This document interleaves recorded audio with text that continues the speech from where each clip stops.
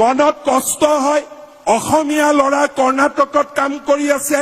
1 লাখ টকাৰ কাৰণে নহয় 8,000 টকাৰ কাৰণে সুধিলে কয় যে মামা উপায় নাই যদি ল'ৰাৰ মৃত্যু হয় ডেড বডিটো ঘৰত আনিবৰ কাৰণে টকা নাথাকে মই ৰাইজক অনুৰোধ কৰিম ৰাইজ আমি যদি এনেকৈ অসমক শান্তিপূৰ্ণ কৰি ৰাখো 5 লাখ টকাৰ বিনিয়োগ এইবাৰ আহিব আৰু বিনিয়োগ আহিব আমাৰ অসমৰ কাৰো ঘৰৰ ল'ৰা ছোৱালী 7,000 8,000 টকা সিকিউৰিটি গাৰ্ড কৰিবৰ কাৰণে যাতে অন্ধ্ৰপ্ৰদেশ কৰ্ণাটকত যাব নালাগে এইটোৱে হৈছে মোৰ জীৱনৰ লক্ষ্য আৰু ইয়াকে লৈ মই কাম কৰি যাম অসমখনক উদ্যোগীকৰণ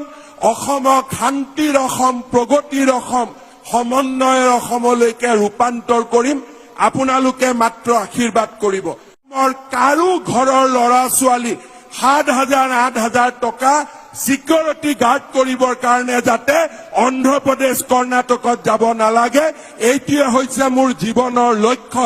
আৰু ইয়াকে লৈ মই কাম কৰি যাম অসমখনক উদ্যোগীকৰণ অসমক শান্তিৰ অসম প্ৰগতিৰ অসম সমন্বয়ৰ অসমলৈকে ৰূপান্তৰ কৰিম